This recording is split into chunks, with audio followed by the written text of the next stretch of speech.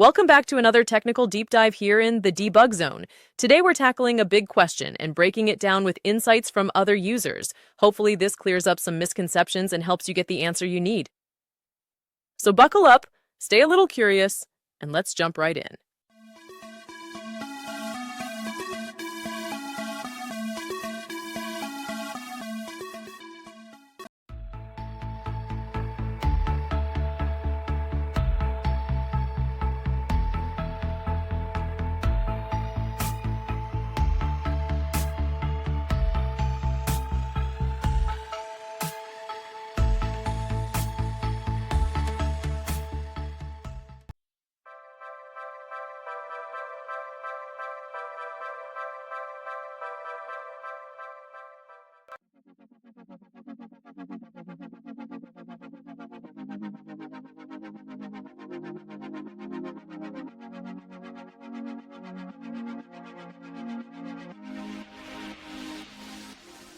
And that's a wrap.